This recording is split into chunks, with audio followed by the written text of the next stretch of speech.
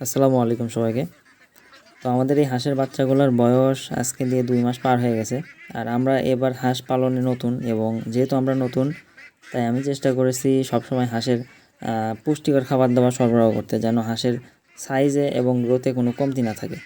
কারণ হাঁসের সাইজ এবং গ্রোথে যদি কমতি আসে সেক্ষেত্রে কিন্তু হাঁসগুলা দ্রুত ডিমে আসবে না। নর্মালি কিন্তু এই হাঁসগুলা যদি আমরা ওই রকম খাবার দাবার না দিতাম সেক্ষেত্রে কিন্তু 6 মাস বয়স হওয়ার পরে ডিম দেওয়া শুরু করতো।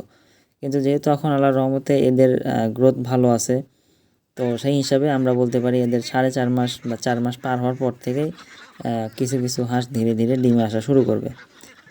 তো আমার এই ছোট্ট অভিজ্ঞতা থেকে একটা বিষয় আমি খেয়াল করেছি, এবং সেই বিষয়টা মনে হয় খুবই গুরুত্বপূর্ণ। সেটা হচ্ছে হাঁসের বাচ্চাগুলোর প্রথম 1 মাস আপনি কী রকম খাবার দাবার দেবেন, এটাই মূলত ডিপেন্ড করবে এর পরবর্তীতে হাঁসের বাচ্চাগুলার সাইজ গ্রোথ কেমন আসবে। তো প্রথম 1 মাসে আমি যেই খাবার দাবারগুলো হাঁসের বাচ্চাকে দিয়েছি সেইগুলো আজকে আপনাদের সাথে শেয়ার করব। তো প্রথম অবস্থায় যখন হাঁসের বাচ্চাগুলোর বয়স 1 দিন থেকে 15 দিন পর্যন্ত হবে, অর্থাৎ 1 থেকে 15 দিন বয়স পর্যন্ত আমরা হাঁসের বাচ্চাকে শুধুমাত্র ব্রয়লার স্টার্টার ফিডটা খাওয়াইছি। এবং এর সাথে সাথে যখন এদের বয়স 10 দিন পার হয়েছিল তখন আমি অল্প পরিমাণে মুড়ি ভিজাই দিতাম, যেন আর কি পেটটা ভরে এদের। কারণ সেই সময় খুব বেশি পরিমাণে খায়, তো অতিরিক্ত ব্রয়লার স্টার্টার ফিড খাওয়ানোর ফলে কিন্তু আবার হাঁসের বাচ্চাগুলো অতিরিক্ত মোটা হয়ে যাবে। 10 দিন পার হওয়ার পর থেকে আমি এদের ফিডের সাথে সাথে অল্প পরিমাণে মুড়ি ভিজাই দিতাম। তো এইভাবে আপনারা 15 দিন পর্যন্ত হাঁসের বাচ্চাগুলোকে খাওয়াবেন। তো 15 দিন পর থেকে, যেহেতু আমরা এগুলো ডিমের জন্য পালন করতেছি, 15 দিন বয়স হওয়ার পরে যদি আমরা কন্টিনিউ এদেরকে ফিড খাইয়ে যাই সেক্ষেত্রে কিন্তু হাঁসের বাচ্চাগুলোর সাইজ ওভার সাইজ হয়ে যাবে, মানে একদম মোটা বেশি হয়ে যাবে। তো পরবর্তীতে কিন্তু এই হাঁসের বাচ্চাগুলা খুব একটা ভালো ডিমের রেজাল্ট করবে না।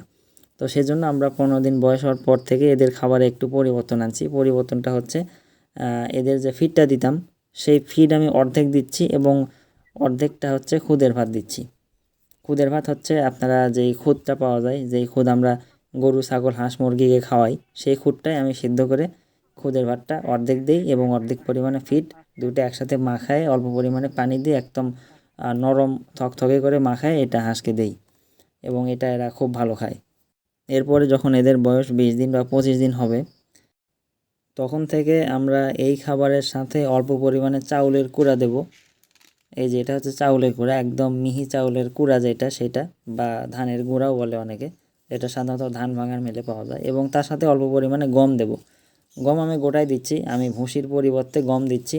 এবং এর সাথে সাথে একটু বেশি পরিমাণে দেব হচ্ছে ভুট্টার গুঁড়া। ভুট্টা একবারে মেল থেকে একদম গুঁড়া করে, মানে পাউডার ফর্মে ভেঙে আনতে হবে, কারণ হাঁসা এখন ছোট সাইজ বাচ্চা, এরা গোটা ভুট্টা দিলে ঠিক মতো খেতে পারবে না। তো এটা আমি একসাথে মিক্স করে একদম মাখায় হাঁসকে দেব।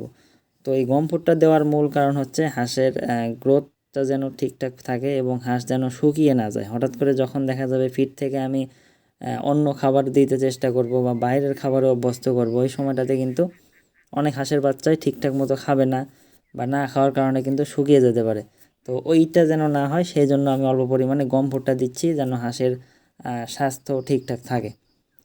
তো এভাবে আপনারা প্রথম 1 মাস হাঁসের এই খাবার দাবার ম্যানেজমেন্ট করতে পারেন। এবং হাঁসের বয়স যখন আরেকটু বেশি হবে, মোটামুটি 1.5 মাসের মতো হবে বা 1.5 মাস পার হবে, তখন আমি এদের সাথে, মানে এই খাবারটার সাথে আরও কিছু উপাদান যোগ করব, এবং সেটা পরবর্তী একটা ভিডিওতে আপনাদেরকে জানাবো।